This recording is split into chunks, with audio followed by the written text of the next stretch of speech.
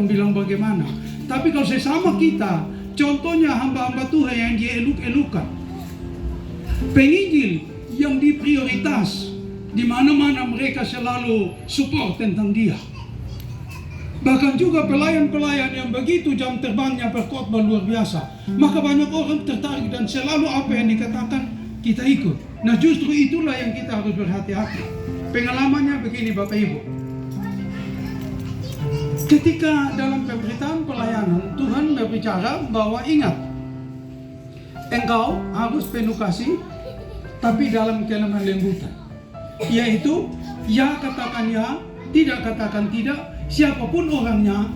Jika itu benar, maka engkau harus memperkatakan benar supaya menyelamatkan orang yang sudah tersesat dan memperingatkan orang yang menyesatkan orang itu dengan berbagai motif cara pelayanan mereka. Dan karena itu perintah Tuhan Bapak Ibu, maka dengan demikian dalam pemberitaan kami di tempat ini, kami tidak pernah berkompromi dengan siapapun juga. Walaupun itu orang tua rohani sendiri pun kami tidak perlu, tidak takut. Pengajaran mereka salah, ketika Tuhan sampaikan, kami sampaikan. Apakah nanti mau terima tidak terima bukan menjadi persoalan. Yang penting kami lebih menyenangkan Tuhan. Maka kisahnya begini Bapak Ibu, ketika minta maaf Bapak Liman, kami sungguh-sungguh mau punya kerinduan, kami bersama-sama saling mengunjungi, saling menguatkan. Tapi ketika kami sudah siap mau pergi, jam 12 pagi belum makan, 2 ibu datang dengan beban berat, masing-masing pikul yang berkarung-karung. Lantas mereka bilang, kami bilang begini, aduh ini ibu bisa, aduh Bapak tolong. Lantas ini Bapak, berarti dia bapaknya yang bawa. Mereka tunggu, mereka tidak kembali. Ya terpaksa begitu. Nah, kita lebih pentingkan babi atau lebih pentingkan jiwa yang datang. Ya akhirnya sudah terpaksa tidak jadi makan, dan kita mulai berdoa, harus layani.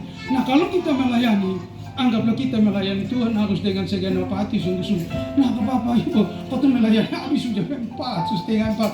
Akhirnya ada anak-anak yang mungkin ke sana, mereka bilang, Bapak ini bilang nanti kita mau tunggu di sini, nanti mau ke sana. Bapak sendiri tidak datang. Saya minta maaf, kami minta maaf. Memang di sini kami laporan siap, tapi bagaimana kalau ini yang sudah datang? Nah, Bapak Ibu, singkat kesakian begini. Ketika 2 ibu yang datang, yang satu dua-dua orang Sabu, marga Sabu. Yang satu mereka dua-dua setiap persekutuan doa. Yang satu Bapak Ibu, keluhannya begini, dia sudah 2 kali mengalami keguguran. Setiap hamil, waktu yang ditentukan pasti keguguran. Dan sudah didoakan, dan dia mengaku bahwa dia benar-benar setia mengikuti persekutuan doa gereja, perintah-perintah Tuhan melalui hamba-hamba Tuhan. Dan dia juga sudah didoakan dilepaskan. Tapi kenapa dia sungguh-sungguh setia? Tapi kenapa penderitaan ini terus menggerogoti akan hidupnya? Bahkan bukan saja itu, oleh karena keadaan itu dia ke rumah sakit juga tidak jelas. Matanya dibilang tiroid, karena tiroid jadi akhirnya dia harus keguguran. Penyelesaiannya juga tidak menentu. Bahwa ketika didoakan bilang orang sentimen. Saya bilang, kenapa dong tidak sentimen sama sama yang punya uang banyak? Kenapa sentimen ibu yang cuma guru SD ke SMP ini? Yang orang yang sentimen itu kurang kerja. Bapak Ibu, anak-anak Tuhan yang terkasih, maka sebagai hamba Tuhan, apa adanya kita harus menyampaikan. Dia mengutarakan isi hatinya bahwa sudah dilayani, dibersihkan semua. Tapi saya bilang bahwa mari kita berdoa, Ibu nanti percaya, kita doakan apa yang Tuhan bilang. Ya, ketika kita berdoa, kita tidak minta untuk dia percaya, karena pelayanan Yesus, dia harus memberikan suatu penyataan yang membuat orang terkesima, dia percaya baru menyerahkan hidup. Maka dengan demikian ketika kita mulai mendoakan yang ibu yang satu yang keguguran, waktu kami berdoa, Roh Kudus bilang, tanya dia, itu pengajar sesat siapa yang kasih dia baptis ulang? Siapa yang menipu dia bilang kalau baptis ulang itu selamat? Saya tanya, Ibu, siapa yang kasih tahu Ibu bilang kalau baptis ulang itu selamat? Bilang, Bapak, Kok kami di sana dong bilang begitu? Kami di siku yang di sana itu. Oh, bilang begitu. Siku yang di sana apa siku yang di sini kok? Iya, bilang kalau sakit yang begitu dong harus baptis ulang. Kalau tidak nanti tidak baik. Saya bilang ibu sudah injak-injak Tuhan. Karena baptisan itu hanya lambang. Jadi ibu mendukacitakan Tuhan tapi ibu tidak tahu. Maka mari datang ibu berdoa minta ampun dan nanti kita selesaikan. Berdoa lagi. Ibu, itu berapa banyak tangan setan di atas ibu pun kepala. Tangan apa Bapak? Itu berapa banyak itu hamba Tuhan yang doa sedang keliling sama ini ibu sama kayak itu rampe itu. Dibilang iya Bapak. Katong di sana setiap kali botong sakit dari kecil sampai besar tumpang tangan semua. Saya bilang itu ajaran hamba-hamba Tuhan penginjil yang tidak tahu mengawasi ajarannya model begitu. Padahal harus kita hamba Tuhan ini harus dibentuk dengan khusus mengerti bahwa saya ini Bapak Ibu diajar. Boleh menumpangkan tangan hamba Tuhan hanya doa dan puasa. Dan orang yang menumpangkan tangan dia terlebih dahulu harus didoakan. Belajar kepada Kisah Para Rasul 26. Itu dibilang bagi hamba Tuhan. Bagi pelayan Tuhan penginjil, dia hanya boleh menumpangkan tangan kalau dia ada pakai baju efod. Hari ini banyak pelayan amburadul, pendeta-pendeta amburadul semua sembarangan. Karena mereka pikir mereka pendeta, maka atas nama pendeta di mana saja mereka tumpang tangan. Nah itu pengajaran yang sesat, menyesatkan banyak orang. Kalau tadi dia pukul anak, lantas datang dia tumpang tangan di orang, maka roh yang sama masuk. Banyak kali kita tidak memahami. Lantas kita haleluya, kita pengajaran benar. Padahal kita supaya menyesatkan banyak orang. Ya, saya kasih tahu dia. Karena Tuhan bilang itu bukan tangan Tuhan, itu tangan bukan diutus Tuhan, itu tangan iblis. Lantas saya bilang iya betul. Kita berdoa lagi, doa. Tuhan bilang begini, ibu kekurangan. Siapa yang pun karunia, yang tukang urut, yang urut dobel-dobel, ibu pun perut. Ya ini Bapak Ibu saya sampaikan. Ya karena memang keadaan Tuhan bukan saya omong. Saya tidak berurusan dengan hamba Tuhan yang melayani. Tapi saya katakan yang benar, saya harus katakan. Yang salah, saya harus katakan salah. Supaya orang ini selamat. Dan kalaupun hamba Tuhan itu tahu, dia bertobat supaya dia selamat. Kan begitu. Maka bilang begini, Bapak, betul. Beta ini setiap itu waktu, dong jama, dong urut. Mama Tuhan bilang dia pun karunia tukang urut, asisten. Jadi ketika kau ada beban, maka asisten itu tengah urut. Pakai begini, pakai begitu. Nah, ibu, dengar, bertobat dan berhenti. Justru ibu pun itu perut yang jaga ibu, itu kuntilanak. Ya, justru banyak hamba Tuhan tidak tahu bahwa di balik itu ada kuasa jahat yang mereka jadikan tumbal bayi-bayi dari orang yang sementara itu supaya dalam pelayanan luar biasa. Tuhan buka sampaikan. Ya, saya kasih tahu ibu bertobat. Ya, baik. Doa lagi Bapak Ibu. Ini kenyataan yang kami alami. Doa. Ibu minum air apa? Air doa berapa banyak? Aduh Bapak karena beta 2 kali ini keguguran ini, maka don berdoa kas beta dari segala tempat, titip di bawah aqua, titip di botol, di gelas, siram kas beta dari kepala semua, kau minum. Jadi supaya ibu tahu yang masuk di dalam itu roh ulah, dan ada roh kudus itu masuk di dalam minyak. Karena hamba Tuhan tidak diperlengkapi, tidak diproses mengalami Tuhan. Mereka baca Alkitab karena tidak dipimpin Roh Kudus. Mereka pikir bahwa Tuhan itu boleh masuk di dalam, sembarang boleh masuk. Padahal sesungguhnya yang dimaksud Yakobus lain. Yang dimaksud yang dulu pakai minyak itu apa konteksnya? Lantas saya tanya, ibu, siapa yang bikin itu? Aduh Bapak, don tempel minyak di dalam tangan. Berdong urapi sebeta dobel-dobel. Ibu dengar, ibu kasih minum minyak jadinya ibu penyakit, jadi masalah. Roh Kudus tidak bisa model yang begitu. Kita doakan, kita sampaikan. Lantas tanya lagi, saya tanya, ibu, amplop itu bikin apa? Kok setiap kali ibu pisah bayang pakai amplop?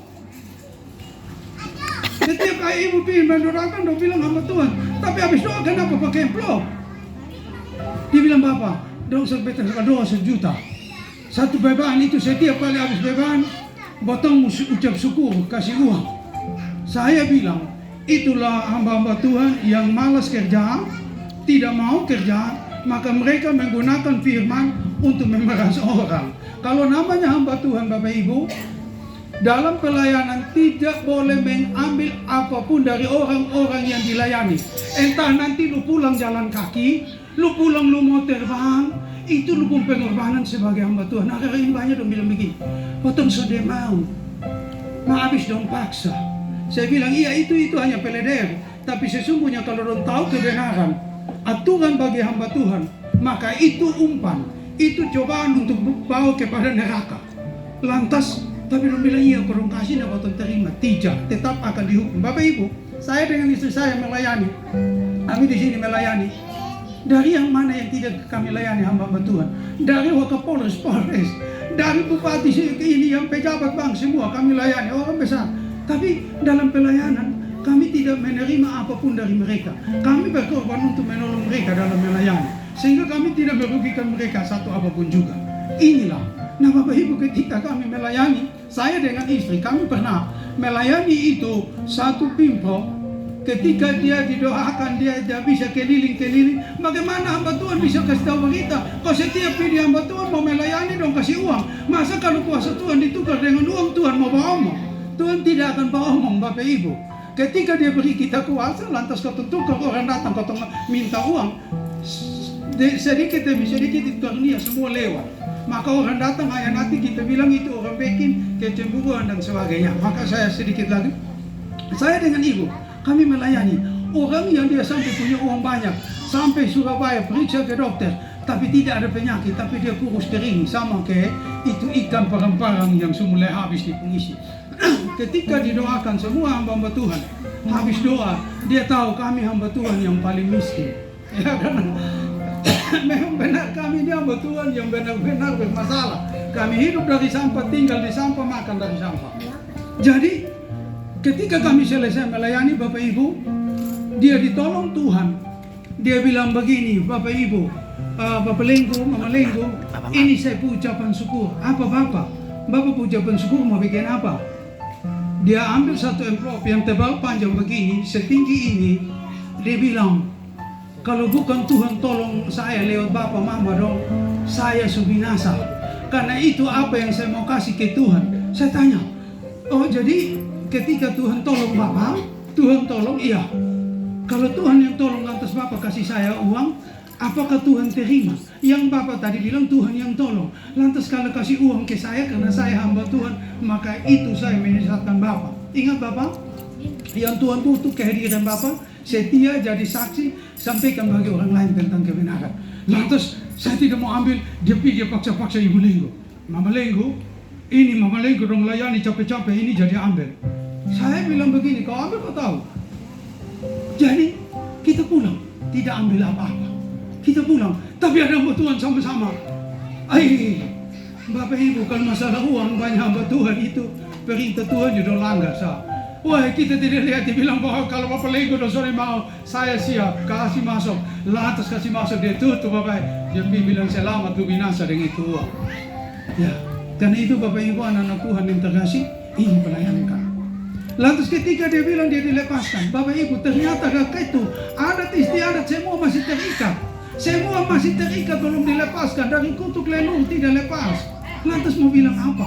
Saya tanya, kok itu hamba Tuhan dong bilang lepas? Iya dong sudah lepasan saya Bapak, dong lepas bikin apa? Masing-masing orang ketika lepas, masing-masing kami bawa taruh 2 mangkok, 2 envelope. Dengan Bapak Ibu, itulah penyesatan. Di mana ada firman Tuhan kalau orang lepas dosa pakai uang? Hanya ada di kita hamba-hamba Tuhan yang tukang sesatkan orang, yang malas kerja. Kami di sini melayani hari ini, kutuk apa kita kasih tahu, lepaskan, minta ampun, habis. Tidak ada tanya semua yang ada. Tidak pakai embel-embel segala macam. Hari ini Tuhan bilang, kenapa begini, kutuknya begini, dari orang tua buat begini, dari moyang buat begini, minta ampun. Ini Bapak Ibu anak di sini.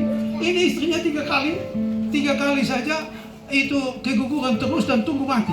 Tapi ketika didoakan dilepaskan, tanya, apa embel-embel yang disuruh buat? Sudah Bapak, kalau Tuhan tolong Bapak setia ikut Tuhan supaya jadi saksi bagi banyak orang. Nah ini Bapak Ibu, anak-anak Tuhan yang terkasih, inilah sedikit apa yang kami alami. Sehingga hari ini Bapak Ibu nyata bahwa penyesatan itu tidak datang dari orang luar.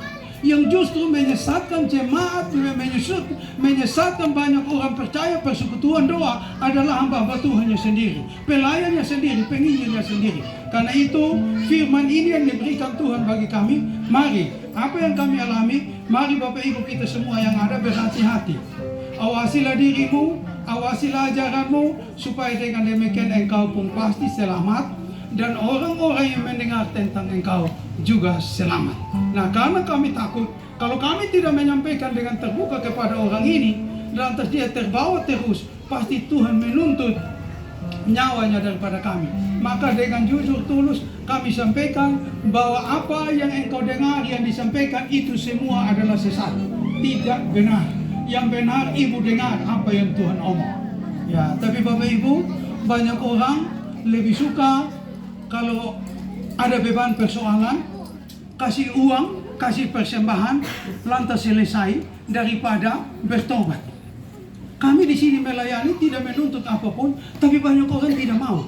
Tapi di banyak tempat, dalam nama Yesus, sembuh, kasih uang, dan mau pergi. Tapi di sini malah kami melayani, kami yang berkorban, tapi banyak orang tidak mau. Saya juga bingung-bingung. Kenapa? Karena memang dosa itu mengikat banyak orang.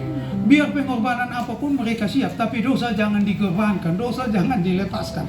Karena itu Bapak Ibu, inilah pengalaman kami. Mari sebagai hamba Tuhan, sebagai anak-anak Tuhan berhati-hati. Janganlah terlalu percaya. Janganlah mengaminkan semua yang diberitakan siapapun, termasuk saya sendiri. Cek baik-baik, alami dan dengar baik-baik, dan lihat sendiri bagaimana keadaan orang itu dengan apa yang Bapak Mama melihat dari sikap tingkah lakunya, kenyataannya yang ada, barulah percaya. Sebab jika tidak, firman Tuhan bilang begini, jika engkau tunduk kepada seseorang dan menjadi hamba orang itu, kalau dia hamba yang diutus Tuhan, syukur, engkau pasti ke surga. Tapi dia hamba yang diutus iblis, maka syukur, engkau pasti walaupun engkau setia tidak akan masuk surga. Tuhan berkati. Saya kembalikan mic bagi MC.